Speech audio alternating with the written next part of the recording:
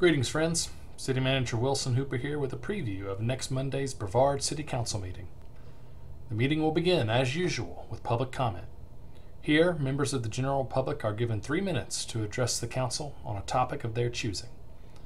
Next, Mayor Kopoloff will read a proclamation recognizing National Public Works Week.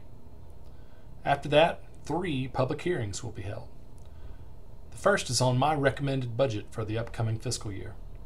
If you wish to learn more about its contents, I encourage you to either watch the YouTube video of the May 6th meeting, check out the website linked below, or both. The website linked below also contains a couple of alternative funding scenarios offered by the City Council at the last meeting. The second public hearing will be on a request made by property owners to voluntarily annex some of the properties along Lambs Creek Road.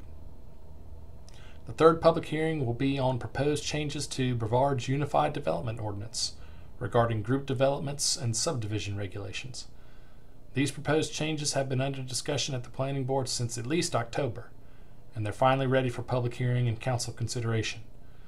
This matter is too technical for me to adequately explain in this short preview, so I suggest those who might feel inclined to participate in the public hearing read the staff report that's in the agenda.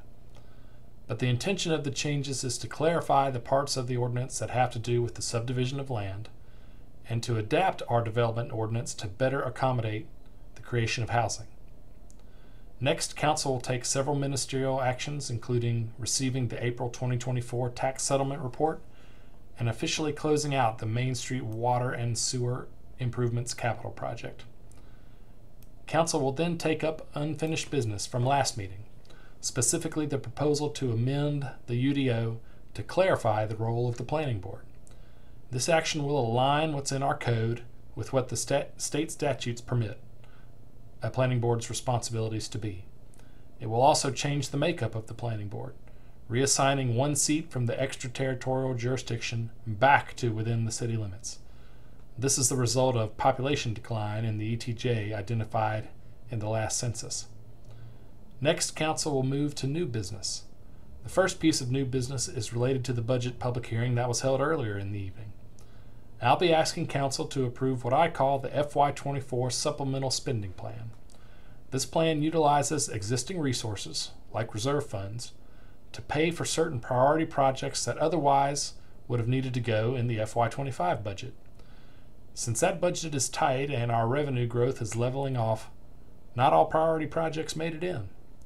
So this plan pays for some of those needs in another way.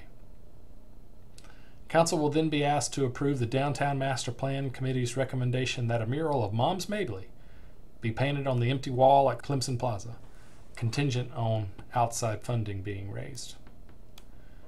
And finally, Council will be asked to approve the terms of a ground lease with Brevard Davidson River Presbyterian Church, giving us control of approximately 4 acres at the back of their property in order to explore the potential of a possible low to moderate income rental housing development on the site. City staff and leaders from the church have been negotiating the particulars of this lease for several months now, and it's ready for consideration by the ultimate decision makers from each entity. In the city's case, that's the council, of course. In the case of the church, Presbyterian tradition calls for congregational approval, which they'll seek via a congregational vote in early June.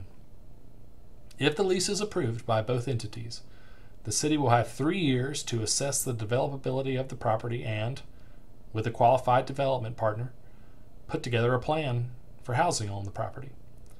The housing itself must be completed within 5 years, and if neither of those dates are met, the property reverts back to the church. Folks, this week more than any, I encourage you to read the entire agenda available at the link below. These are weighty and important items, and there's much more detail in that document than I can share on here. As a reminder, the information posted at the link is the exact same information we deliver to Council. As always, I hope to see you Monday evening.